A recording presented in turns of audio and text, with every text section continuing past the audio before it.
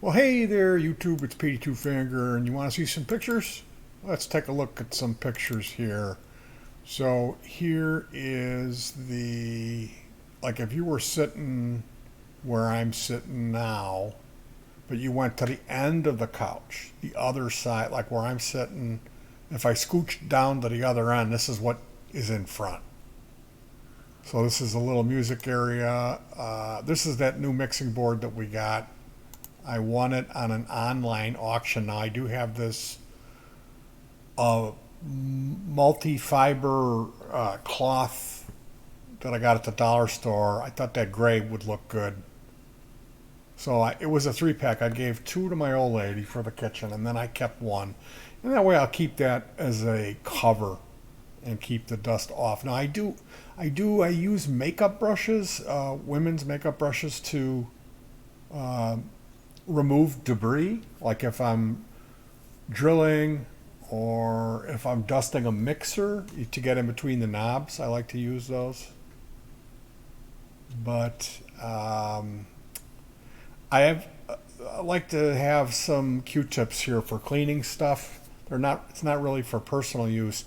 Although I do use this talcum powder on my hands. Here's a little cat toy. Just got this Bissell, and that has rotating brushes.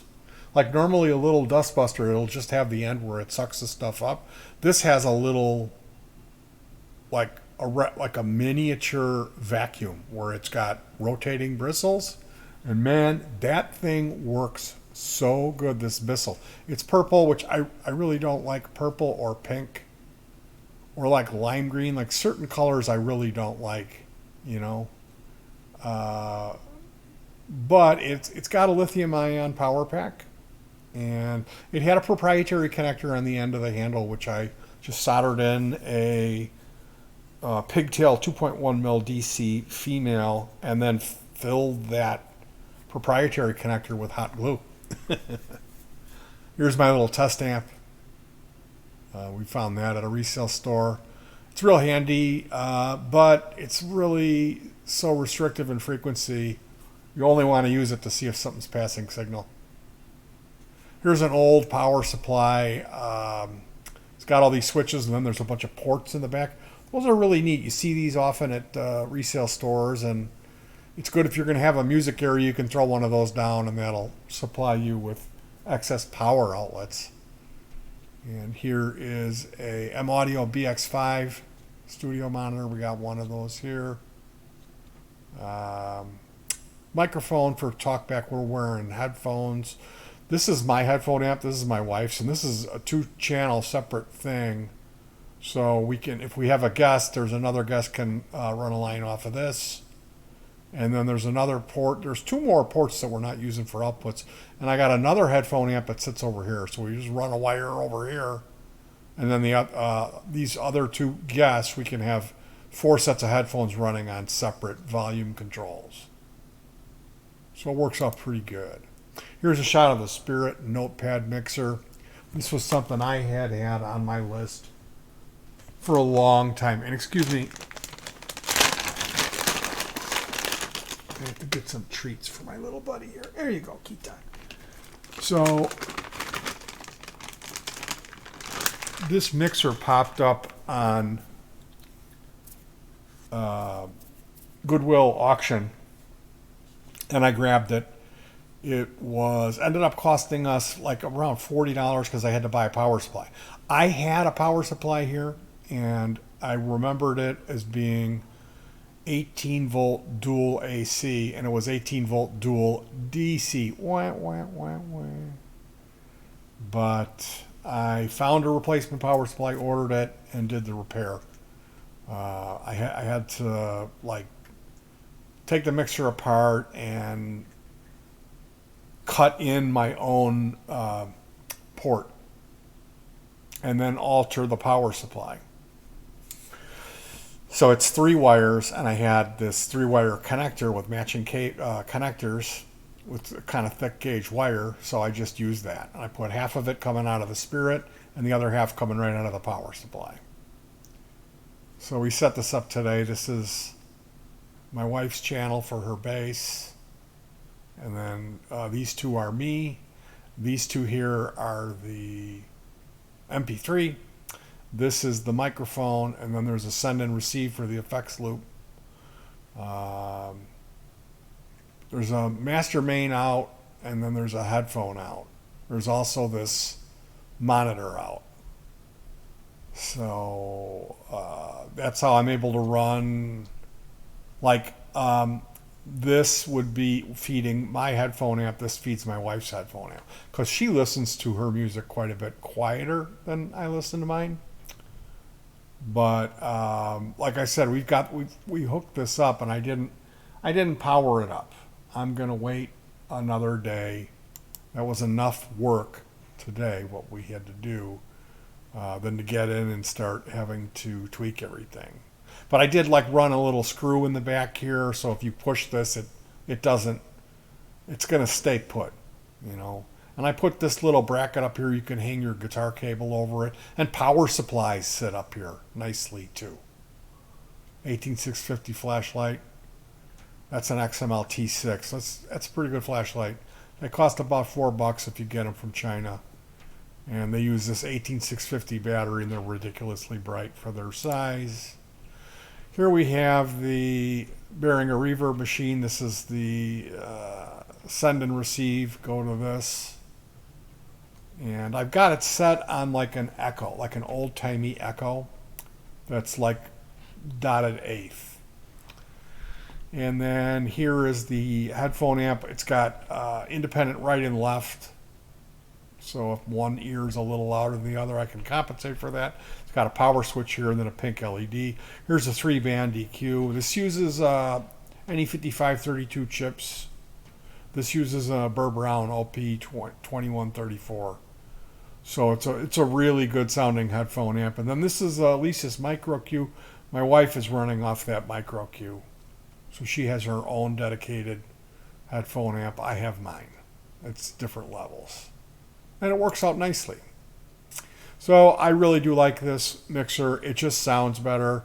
The other one that we had was running off of 12 volts DC. This is like 40 volts AC, and it just sounds better. The EQs have more character, and the preamps are better. It's just a better circuitry, you know. Not that the mono price was a toy or a piece of crap. I was surprised at how well it performed, but this one is better. And I always wanted one of these Spirit notepads, so when I saw one come up cheap, I jumped on it. Here you can see this is this little plastic thing here. It's got a knob and a switch, and then there's the display. That's where you put the little memory card, the USB thumb drive. It's a low profile one, and that has the MP3s on it, the drum beats. So there's a 5-pin DIN with a MIDI cable going down to a custom controller that I made with fast forward, rewind, and play switches. So I can operate this, and then I put a mirror at a 45-degree angle so I can, even if I'm sitting over here, I can see the if it's paused or if it's playing, like in between songs. If it's silent, I don't have to bang on the foot switch repetitively because I don't know what's going on. I can see it. So that's the idea behind that.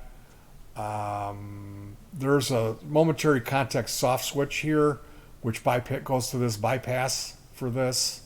So if I want to go through that line and have this tuner here, I can. That's for an older setup. And then there's a rack mount compressor gate here. Here's an EQ. Here's a zoom for the bass that we can use. She's actually using a pedal board, which sounds phenomenal. That pedal board really made a difference.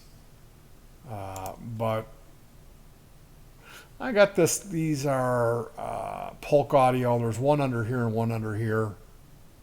And I got a little amp I can plop up here. And I can run a mono copy of everything through this and a stereo copy down here. And get pretty decent sound.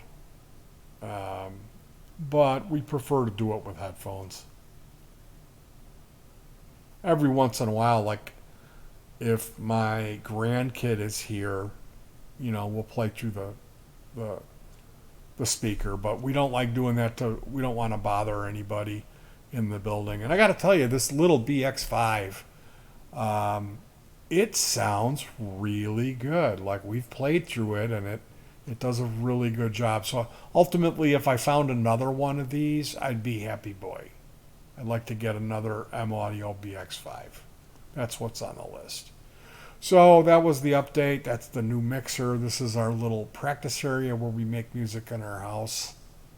Um, I'm trying to be a good boy and recover from my bone spur surgery, so I'm going to be taking it easy. And uh, the storm wasn't as bad as I had hoped it wouldn't be as bad, so that's good news because we're going to be doing some traveling. So I wish you guys a Merry Christmas, and always know that just because I play guitar does not mean that I'm in competition with you. For me, guitar playing is not a competitive sport. It means that, if I play guitar and you play guitar, that means that we're on the same team. I have no reason to be jealous or intimidated by you, and why would I? I'm missing two fingers.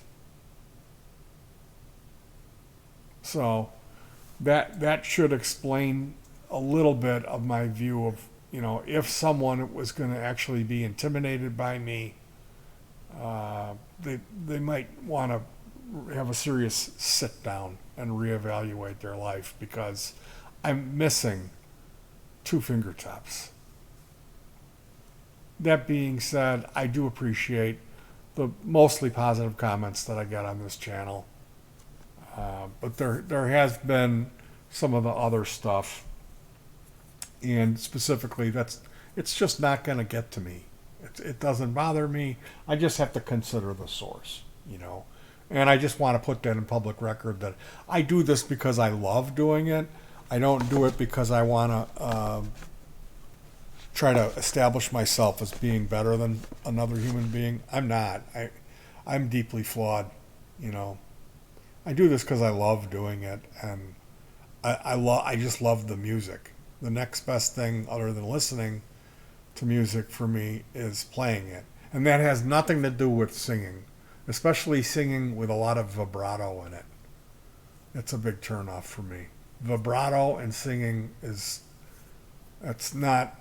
I really, really, really don't like that. I think it's tacky. And I just heard that. I just heard something. Someone linked me a thing, and I clicked on it, and it was like this ridiculous vibrato singing. I don't know. I lean towards instrumental music for a lot of different reasons, I think. And that's not to say that I'm good or better or smarter. That's just to say what I lean towards. Anyway, this is my little setup, and it's good enough for what we do. It sounds good. If you want to come over, we'd love to play for you. We'd love for you to hear what this sounds like. It sounds pretty good, even with the little talkback mic going through the American Idol preamp, which is hidden in here. You can't see it. It's a toy karaoke preamp that I'm using. How do you like that? All right, you guys. Wish you a Merry Christmas and peace.